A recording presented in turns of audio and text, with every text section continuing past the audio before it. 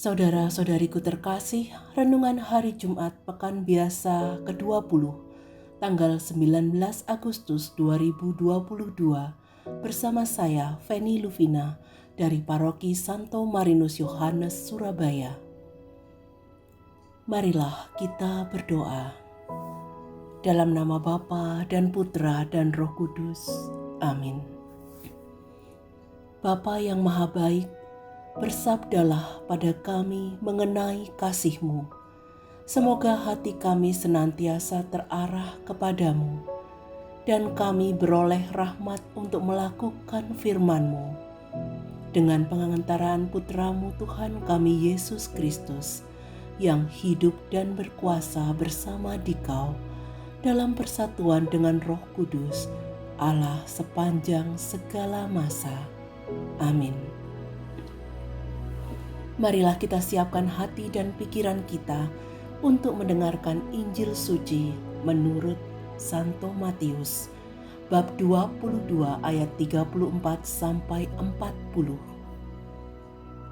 Ketika orang-orang Farisi mendengar bahwa Yesus telah membungkam orang-orang Saduki, berkumpullah mereka.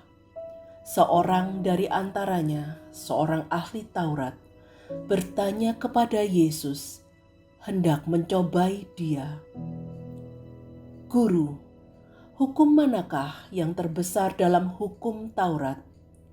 Yesus menjawab, kasihilah Tuhan Allahmu dengan segenap hatimu, dengan segenap jiwamu, dan segenap akal budimu.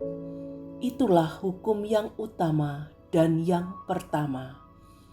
Dan hukum yang kedua yang sama dengan itu ialah, kasihilah sesamamu manusia seperti dirimu sendiri.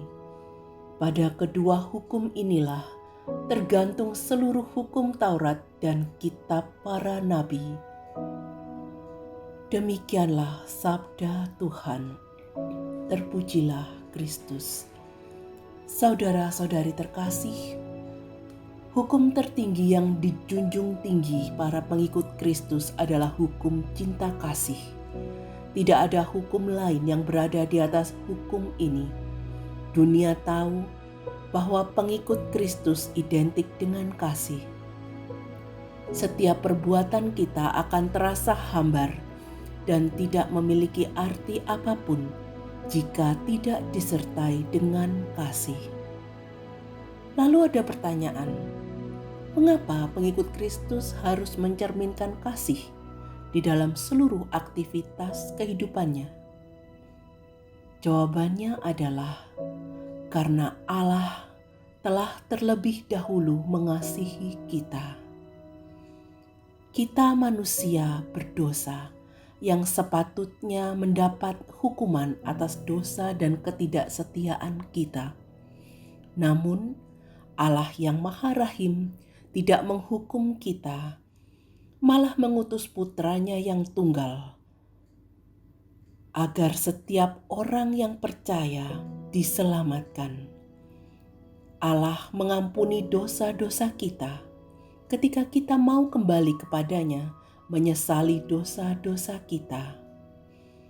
Wujud nyata dari kasih kita kepada Allah adalah kasih kita kepada sesama. Cinta kasih kepada Tuhan dan sesama akan menjadikan hidup kita lebih bahagia karena ada keselarasan di dalamnya. Mari mengasihi dan jangan pernah takut, apalagi berhenti berbuat kasih, meski terus disakiti, karena cinta kasih selalu hadir bersama rasa sakit dan pengorbanan. Marilah kita mohon rahmat Tuhan, agar kita mampu mengasihi seperti Allah yang telah terlebih dahulu mengasihi kita dengan kasih yang tanpa syarat, kasih yang tidak mengharapkan balasan.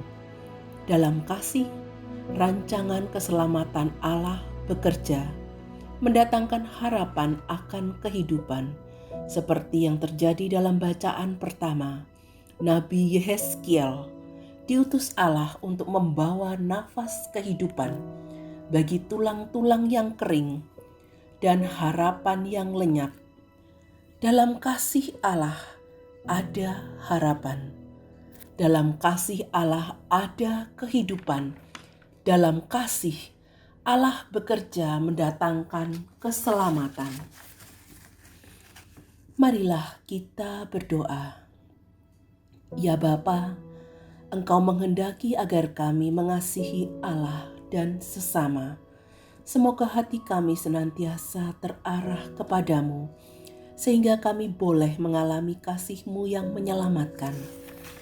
Dengan pengantaraan Putra-Mu Tuhan kami Yesus Kristus, yang hidup dan berkuasa bersama Dikau dalam persatuan dengan Roh Kudus, Allah sepanjang segala masa.